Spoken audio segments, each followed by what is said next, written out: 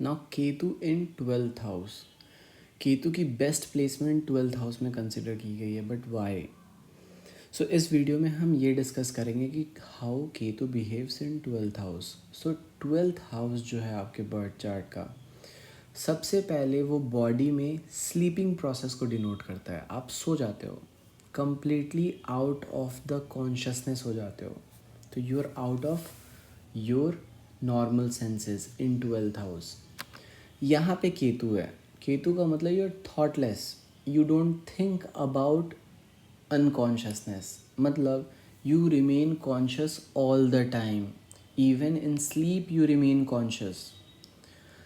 To negatives makes a positive.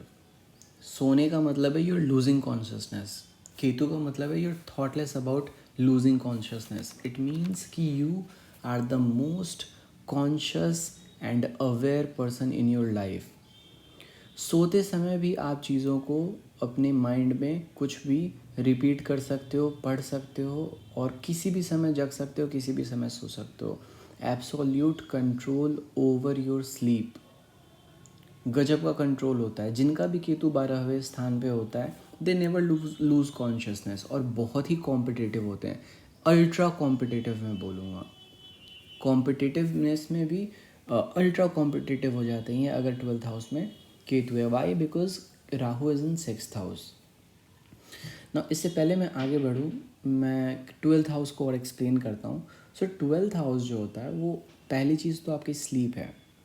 दूसरी चीज़ जो होती है वो होता है आपका एक्सपेंडिचर, जो भी आप खर्चा करते हो।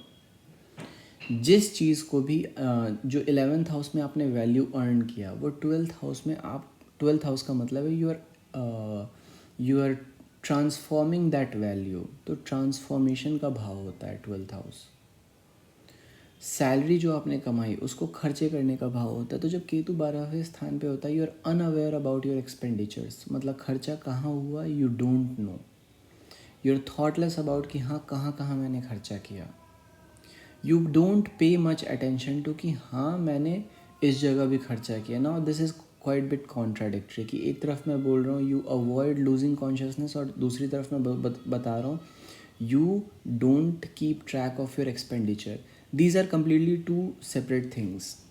फर्स्ट, कि सोते समय सिर्फ आपकी बॉडी इन्वॉल्व है, खर्चा करते समय योर वैल्यू इज़ इन्वॉल्व। तो वैल्यू का इन्वॉल्वमेंट में यहाँ पे जो 12th हाउस है, it is the involvement of value, you are losing value and you are unaware, thoughtless about it. तो समटाइम्स यू स्पेंड मच, आप बहुत ज़्यादा खर्चा कर देते हो कुछ समय, और कुछ समय बिल्कुल ही खर्चा नहीं करते हैं। वाई? बिकॉज आप सोचते नहीं हो अपने खर्चे के बारे में। तो एक्सपेंडिचर इज़ वन थिंग। ना अगेन एक बात मैं और बोलूँगा, 12th house is the liability you hold on your head. Liability का क्या मतलब हुआ? लाइबिलिटी का मतलब हो गया जैसे कैपिटल पनिशमेंट, सॉरी, पनिशमेंट मिला आपको, इम्प्रिजनमेंट मिला, 5 साल का इम्प्रिजनमेंट मिला आपको। तो सामने वाला अगर आपको 10 साल का भी इम्प्रिजनमेंट दे देगा, you won't think about it.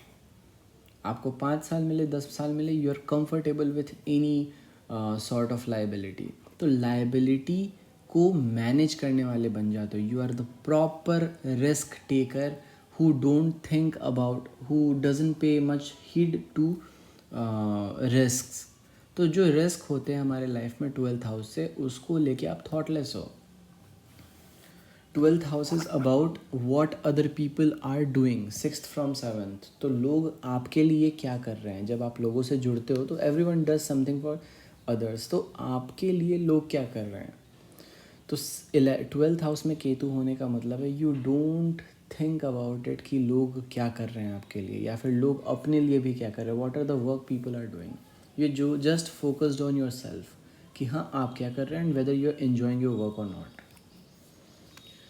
दूसरी चीज़ जो आपको समझ के चलनी है कि केतु 12वें स्थान पे आपको हमेशा अपने वर्क, दूसरों के वर्क से सेपरेट रखता है। मतलब अगर आपने कोई काम किया और सामने वाले ने किसी काम को किया, तो आपको दूसरों के काम से कभी भी जलन नहीं होता। That is the best thing about this placement. आपको हमेशा अपने आप पे फोकस्ड रहेगा। क्यों? क्योंकि राहु 6th हाउस में है। Also sometimes it so happens कि अगर सैटर्न ट्रांजिट कर रहा है आपके 12th हाउस में केतु के ऊपर, तो ओवर एक्सपेंडिचर हो जाता है। किसी प्लैनेट के साथ कंजंक्ट है, अगर केतु सपोज सन के साथ कंजंक्ट है, तो सन का मतलब है awareness, you are aware about your expenditure, और केतु का मतलब होता है thoughtlessness, you see your expenditures but you don't think about it. आपको पता है कि मैं यहाँ पे खर्चा करूँगा तो मुझे बाद में लॉस का सामना करना पड़ेगा, बट आप फिर भी नहीं सोचते हो। सपोज़ आप मार्केट गए, आपको आइसक्रीम दिखी, आप आइसक्रीम खा सकते हो, लेकिन फिर अगर आप आइसक्रीम खाओगे तो आपके पास बुक खरीदने के पैसे नहीं रह जाएंगे। You know that is sun in 12th house. Ketu in 12th house का मतलब है, कंजंक्ट विद सन का मतलब है कि नाउ आप जानते हुए भी सोचोगे नहीं। आप जानते हो कि मैं यहाँ खर्चा करूँगा तो वहाँ नहीं कर पाऊँगा, लेकिन तब भी आप सोचोगे नहीं कि ठीक है चलो कोई बात नहीं, आप आइसक्रीम खरीद के खा लोगे। तो this is what happens when Ketu is in 12th house. Losing is not a big thing for you. You are the best kind of losers, still the best kind of winners. आप lose भी उतना ही बड़ा करते हो जितना बड़ा आप win करते हो। 12th house is your loss. क्या लॉस कर रहे हो? You don't pay much attention to it. जैसे सपोज़ आपने कोई कार लॉन्च की और वो फेल हो गई मार्केट में, कोई दिक्कत नहीं, आप डिप्रेस नहीं हो गए। आपने कोई क्लोथिंग ब्रांड लॉन्च किया और वो क्लोथिंग ब्रांड फेल हो गया, you won't pay much attention to it.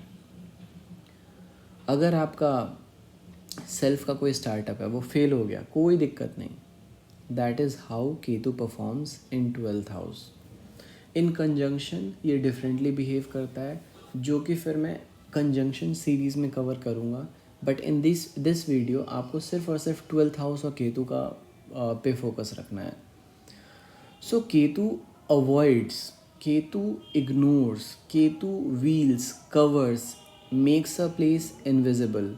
The 12th house is invisible, ignored, negligent, you are negligent about 12th house, neglected place। ये सारी चीज़ें 12th हाउस से देखी जाती है ना। 12th हाउस, अच्छा, डेप्रिशिएशन, जो आपने कोई सामान परचेज़ किया तो उस सामान का जो डेप्रिशिएशन हो रहा है, that is also 12th house. अगर आप कंपनी चला रहे हो तो कंपनी के बैलेंस शीट में डेप्रिशिएशन ऐड होता है। तो ईच ईयर जो डेप्रिशिएशन ऐड होता है, you are not at all aware about it. आपने अगर किसी को पे करना है, you have to pay something, payables होते हैं, रिसीट्स होती हैं, तो you don't pay much attention to हाँ कि किसको कितना पे करना है। You don't pay much attention to कि हाँ how much you O others as an payment for their work, not because of कि हाँ आपने किसी से पैसे लेके उधार लेके भाग गए, नहीं। 12वां स्थान हमेशा लोगों के काम के लिए दिए गए और लिए गए पैसे होते हैं। तो किसी ने आपके लिए कोई काम किया, अब उसको कितना पैसा देना है, you are unaware about it. आप ज़्यादा भी दे सकते हो, ज़रूरत से ज़्यादा दे दोगे और ज़रूरत से कम दे दोगे, बट कभी भी सोचोगे नहीं इस बारे में कि हाँ भाई मेरा इतना लॉस हुआ। तो इसीलिए ये इंडिविजुअल बहुत लूज़ करते हैं, बट इनकी जो गेनिंग कैपेसिटी होती है उसका कोई मुकाबला नहीं होता। They gain because they lose a lot, they are the absolute failures in their life and still they are the best kind of winners. एक एग्जांपल मैं आपको दूंगा, बिल गेट्स की कुंडली में राहु 6ठे में और केतु 12वें स्थान पे है।